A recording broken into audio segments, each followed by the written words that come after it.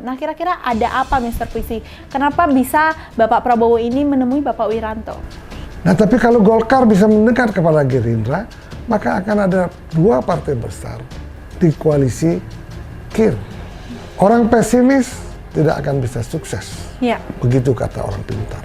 Mungkin Pak Prabowo banyak lebihan untuk masalah-masalah geopolitik. Karena dunia ini menciptakan sebuah tanda tanya besar. Apabila ada orang mengatakan bahwa semua calon ini tidak mempunyai kekurangan.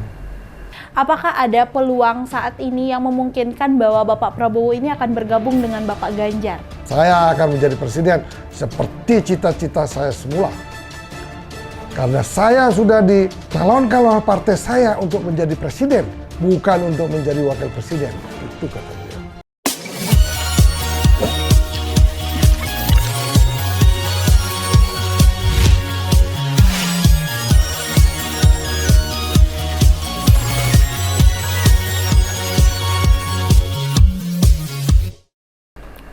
Halo semuanya, selamat sore. Kembali lagi di channel Mr. Puisi. Tepuk tangan.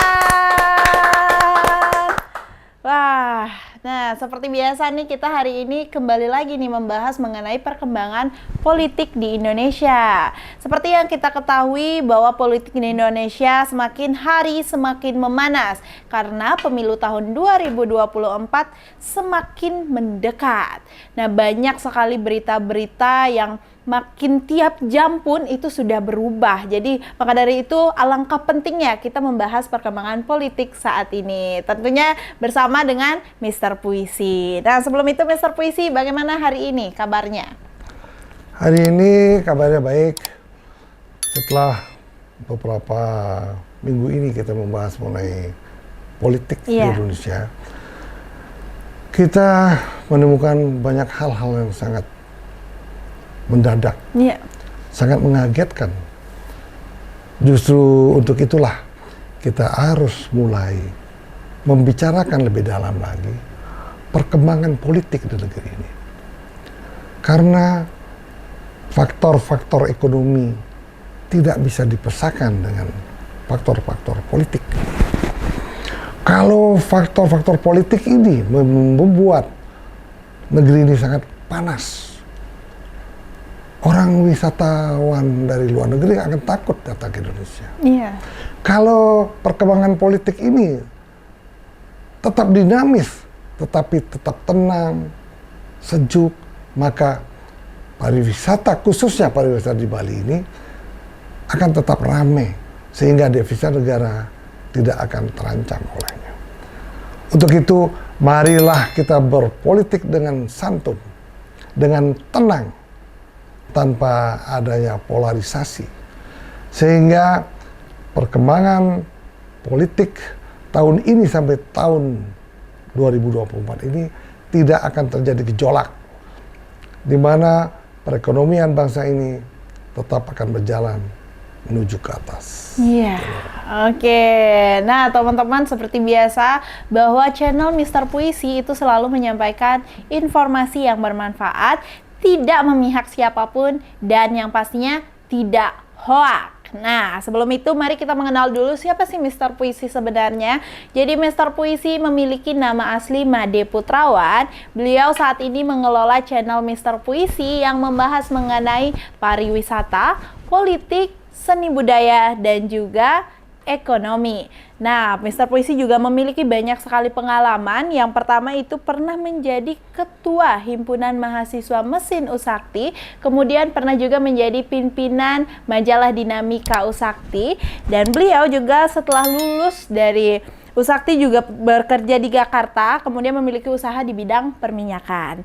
Nah, selanjutnya beliau pernah menjadi Wasekum HIPMI DKI, pernah menjadi Wakil Bendahara DPP Pemuda Pancasila, kemudian pernah menjadi anggota Majelis Pertimbangan DPP Pemuda Pancasila, pernah menjadi anggota Majelis Pertimbangan Kadin Indonesia. Dan saat ini beliau sedang mengelola usaha di bidang pariwisata dan juga beliau memiliki museum budaya yang terletak di Bali yang disebut dengan Museum Puma. Nah, Mr. Puisi, dengan berbagai pengalaman ini tentunya Mr. Puisi dapat menyampaikan informasi-informasi yang bermanfaat ya Mr. Puisi.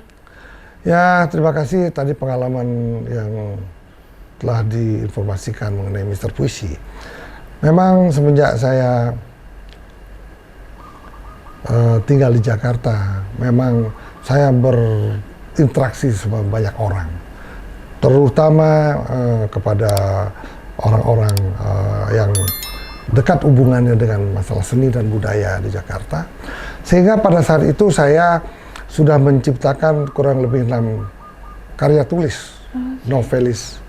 Saya sebagai novelis menciptakan 6 karya tulis yang telah saya bukukan. Di samping itu juga dengan karya-karya seni yang saya banyak ciptakan dengan mengarang lagu dan mengarang buku puisi juga saat itu. Semua saya rangkumkan, semua hasil karya puisi saya rangkumkan di dalam Twitter Mr. Puisi. Ketika saya launching di situ, banyak support dari para artis, baik artis muda maupun artis yang sudah malang melintang di dunia perfilman, di dunia sinetron, sehingga banyak sekali ide-ide yang seni yang saya dapatkan dari para seniman. Kita bergaul dengan slang waktu itu, kita bergaul dengan gigi waktu itu, banyak lagi seniman-seniman muda pada saat itu banyak mensupport saya. Setiap saya launching novel, mereka banyak berdatangan. Inilah idealisme yang saya punya sejak dulu saya aktif dan berkarya di Jakarta. Yeah. Organisasi banyak yang saya sudah jalani di Jakarta. Sampai akhirnya saya menjadi anggota Majelis Pertimbangan Kadin. Nah, disitulah saya banyak belajar ekonomi dan belajar politik. Sehingga hari ini saya tinggal di Bali, saya menciptakan sebuah channel yang sangat independen. Yang banyak membahas mengenai karya seni, budaya, ekonomi, pariwisata, dan politik. Kebetulan sekarang politik lagi panas, marilah kita berbicara mengenai politik di negeri ini. Ya, oke. Nah, Mr. Puisi sepertinya sudah sangat semangat sekali ya Mr. Puisi untuk membahas perkembangan politik. Nah, jadi untuk hari ini sebelum-sebelumnya juga sudah banyak sekali pembahasan politik yang kita bahas, khususnya mengenai pemilu tahun 2024 mendatang. Nah, saat ini ada berita nih Mr. Puisi bahwa Bapak Prabowo itu menemui Bapak Wiranto. Nah, kira-kira ada apa Mr. Puisi? Kenapa bisa Bapak Prabowo ini menemui Bapak Wiranto? Ya, kita tahu sendiri bahwa Bapak Prabowo adalah pensiunan seorang jenderal. Yeah. Di mana waktu itu pimpinannya, panglimanya adalah Bapak Wiranto sendiri. Ya, sudah layaknya lah seorang dulu bekas anak buah Pak Wiranto, kulo nuwun ke kediaman Pak Wiranto untuk mendapatkan doa restunya, sehingga mendapat support baik moral, sehingga mempunyai jiwa besar yang lebih tinggi lagi untuk memenangkan Presiden 2024. Mungkin itu pikiran Pak Prabowo saat ini. Beliau itu harus kulunun dengan para sesepuh-sesepuh di negeri ini misalnya. Dan juga kalau tidak salah, Pak Prabowo sendiri sudah mendatangi juga kediaman Bapak Abu Rizal Bakri. Okay. Di mana kita tahu bahwa Pak Abu Rizal Bakri ini adalah tokoh penting di Partai Golkar. Yeah. Kiranya ini strategi yang sangat baik untuk Bapak Prabowo sendiri, karena beliau itu ingin mendekati Golkar sesungguhnya. Okay. Nah, tapi kalau Golkar bisa mendekat kepada Gerindra, maka akan ada 2 partai besar di koalisi KIR yang sekarang dinamakan Koalisi Kebangsaan Indonesia Raya. Nah, tetapi ini masih tanda tanya besar. Tetap semua kemungkinan menunggu perkembangan politik ke depannya 3 bulan ini. Tapi kalau Pak Prabowo tiba-tiba rankingnya sangat melewati ambang psikologis, saya yakin Golkar itu pasti dengan ringan kaki akan melangkahkan kakinya ke Gerindra.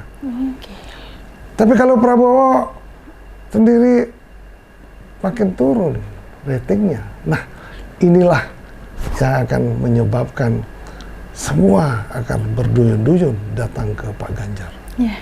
Tetapi hendaknya janganlah pesimis. Orang pesimis tidak akan bisa sukses. Begitu kata orang pintar. Bapak Prabowo ini sebetulnya banyak mempunyai kelebihan. Bapak Anies juga banyak mempunyai kelebihan. Demikian juga Pak Ganjar. Mungkin Pak Prabowo banyak kelebihan untuk masalah-masalah geopolitik. Tetapi mungkin Pak Ganjar banyak kelebihan juga masalah bagaimana memimpin daerah-daerah di negeri ini. Demikian juga Pak Anies. Juga mungkin banyak pengalaman. Kalau mereka kan sudah pernah menjadi Menteri Pendidikan kalau nggak salah. Mereka banyak membaca buku, banyak berkecimpung dalam dunia yang sangat bermanfaat ketika dia menjadi gubernur di DKI ini. Sehingga ketiga calon ini banyak mempunyai kelebihan, ada juga keburukan. Calon A banyak juga mempunyai kelebihan, juga pasti ada keburukan. Demikian juga calon B, calon C. Karena dunia ini menciptakan sebuah tanda tanya besar. Apabila ada orang mengatakan bahwa semua calon ini tidak mempunyai kekurangan, yakinlah manusia itu selalu mempunyai kekurangan dalam hidupnya. Untuk itu, marilah kita berpikir positif. Biarkan Pak Prabowo mendekati semua tokoh-tokoh berpengaruh di negeri ini. Dan kemungkinan juga akan terus beliau ini akan mendekati tokoh-tokoh sentral. Sehingga mendapatkan dukungan. Demikian juga Pak Anies dan Pak Ganjar. Pasti akan mendekati tokoh-tokoh yang potensial. Sehingga ketika calon ini mendapatkan banyak support dari tokoh-tokoh besar ini. Tetapi jangan lupa dengan rakyat itu sendiri. Di mana rakyat yang merupakan pemegang kedaulatan tertinggi di negeri ini, maka harus bersilaturahmi dengan rakyat dengan program-program kerjanya. Itulah yang dibutuhkan oleh masyarakat luas. Ketika seorang calon presiden dapat menginformasikan program-program yang sangat ditunggu oleh masyarakat, misalnya program pemberantasan korupsi, program perbaikan hukum di negeri ini, program perbaikan masalah-masalah kejaksaan, KPK, nah juga masalah perpajakan, maka negara Indonesia akan semakin maju apabila mempunyai pemimpin yang sangat bersih. Sehingga perekonomian pun akan melesat menuju ke titik yang paling tinggi. Wah, nah, Mr. Puisi, seperti yang sudah kita bahas tadi, bahwa memang benar Bapak Prabowo sudah menemui Bapak Wiranto dan juga ada tokoh-tokoh lain yang telah ditemui. Itu tujuannya untuk meminta restu, karena beliau akan mencalonkan diri sebagai calon presiden yang akan dipilih nanti pada tahun 2024 mendatang. Nah, melihat dari hal-hal tersebut nih Mr. Puisi, apakah ada peluang saat ini yang memungkinkan bahwa Bapak Prabowo ini akan bergabung dengan Bapak Ganjar? Pak Prabowo mungkin saja terjadi. Kalau Pak Prabowo menginginkannya. Oke. Tapi kalau Pak Prabowo tidak menginginkannya, akan merasa akan menang dan kuat, beliau tidak akan mau bergabung. Tetapi seperti yang kita sitir pada saat Pak Prabowo halal bihalal di Solo, di rumahnya Pak Jokowi. Iya. Beliau juga mengatakan pada kata-kata terakhir, kita lihat dinamika perkembangannya. Nah itu ada arti yang terselubung di dalamnya. Nah ketika Pak Prabowo terpuruk ratingnya, ya kemungkinan akan mau menjadi wakil presiden. Kita lihat bahwa selalu pasangan presiden dan wakil presiden, selalu yang lebih muda adalah presidennya. Wakil presiden selalu lebih senior dan lebih berumur. Coba kita lihat waktu dulu. Pak SBY menjadi presiden, wakil presiden Pak Yusuf Kala, jauh lebih senior. Nah kemudian Pak Jokowi jadi presiden, wakil presiden Pak Yusuf Kala, lebih senior kan. Nah kalau cerita ini kita ingat, mungkin saja Ganjar itu menjadi presiden, Pak Prabowo menjadi wakil presiden, di mana Pak Prabowo kan jauh lebih senior. Tetapi kan bisa saja wakil presiden ini nantinya mendukung presiden itu di bidang politik dan keamanan dan bidang geopolitik misalnya. Itu sangat memungkinkan. Tetapi kita lihat nanti. Tapi kalau Pak Prabowo mencuat ke atas, no, kata Pak Prabowo, saya akan menjadi presiden seperti cita-cita saya semula. Karena saya sudah dicalonkan oleh partai saya untuk menjadi presiden, bukan untuk menjadi wakil presiden. Gitu kata beliau. Nah inilah yang sangat pelik dan belum bisa kita mendebak sampai detik ini. Gitu loh.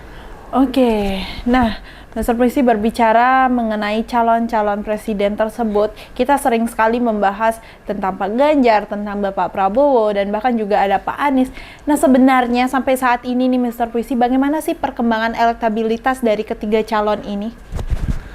Kalau saya lihat setelah adanya U20, setelah adanya endorsement Pak Jokowi secara terselubung dengan Pak Prabowo naik melejat. Kemudian sekarang ini memang mulai rebound Pak Ganjar. Sehingga kalau tidak salah perbedaannya sekarang tidak seperti tajam seperti sebelumnya. Tetap dalam hal ini Pak Prabowo ranking nomor 1, Pak Ganjar nomor 2, dan Pak Anies nomor 3 sesuai dengan survei LSI. Tetapi justru kita akan menunggu 1 sampai 3 bulan, 3 bulan sampai 6 bulan ke depan. Karena apa? Pendaftaran Presiden Wapres ini kan kalau nggak salah bulan Oktober, 6 bulan lagi kan. Kita tunggu, karena biasanya untuk penunjukan wakil presiden di last minute biasanya. Nah itulah kita tunggu, semoga kita tetap bisa membahas ini hari demi hari, bulan demi bulan, sehingga pada klimaksnya nanti bulan Oktober kita akan mendapatkan calon presiden yang terbaik dan calon wakil presiden juga yang diidam-idamkan oleh masyarakat banyak. Oke, nah luar biasa sekali ya pembahasan kita kali ini, dan yang pastinya perkembangan politik seperti yang dikatakan Mr. Puisi akan berubah secepat itu ya Mr. Puisi. Bahkan persekian jam pun berita politik itu sudah berubah dan sudah banyak sekali perkembangannya. Maka dari itu teman-teman di rumah jangan sampai kelewatan untuk mendengarkan atau menyimak video dari channel Mr. Puisi ini, karena kita akan selalu menyampaikan informasi yang bermanfaat, tidak memihak siapapun dan tidak hoax. Maka dari itu jangan lupa like, komen, dan subscribe channel Mr. Puisi. Sampai jumpa kembali. Bye-bye. Tepuk tangan.